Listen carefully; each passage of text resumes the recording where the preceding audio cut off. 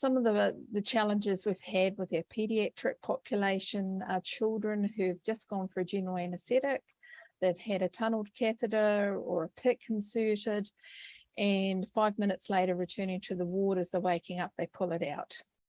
So the child would have to go back and have another session in theatre to have it inserted. I think probably the biggest struggle we've had with particularly our PIC lines is migration. That's probably been the biggest issue.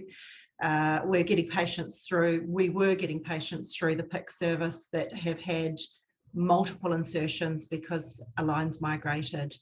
Dressing change is always a difficult thing, trying to keep the line in situ without any pistoning. It was always fearful for myself as a nurse on the floor. You change your dressing and you think, oh, yeah, I've got to be really, really careful here. Think of my aseptic no-touch technique. Think of, I don't want to pull my catheter out, all those sorts of things. And yeah, it was always a stressful time. You had to be fast, quick, but not cause any damage. So we saw SecurAcath many years ago and we implemented it into our paediatric department.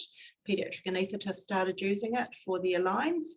We're the first DHB in the country to implement SecurAcath into our paediatric population, and they love it. And then we implemented it into our adult population, and it's just been a godsend. One of our reps came to see us, showed us the product and had a play and feel, and many of us love to touch and play and feel. It took a little bit just to get the hang of using it, but all the little hot tips that we were given made it easy. So I'm in my 50s now and I've got arthritis in a couple of my joints, and I found it easy to use even for me. We had really, really good education from Lee Cook, from OBEX, and we were supported completely right through the whole implementation process. She was there with us in the PIC room, and it was just an addition, an add-on to our current insertion process. Once a week, we remove a dressing and we clean the skin with a chlorhexidine alcohol-based solution, and then it's made so much easier because with a piece of gauze we can hold the catheter, we can clean right around the insertion site, and then using microdermal abrasion we can do a 15 to 30 second scrub with certainty. We love SecurAcath. It's just changed the way in which we care and manage our lines. The nurses on the wards love it from a dressing point of view because they're able to lift that catheter up and not have any worry about pistoning. We have had no migration since we started using it, and it's just been a really amazing securement device for us. It doesn't move at all, not a wee bit. So the feedback is overall positive, and the nurses go, on the very odd time we don't insert a SecurAcath, they go, oh, that's a bit scary. Oh, really? No SecurAcath? Oh, okay, right. And you hear this time and time again on the odd times we don't insert one. So the nurses love it. When we first implemented it, we had SecurAcath champions that were given a special dispensation to be actually able to remove them. And then it's been like a train the trainer ongoing approach from there.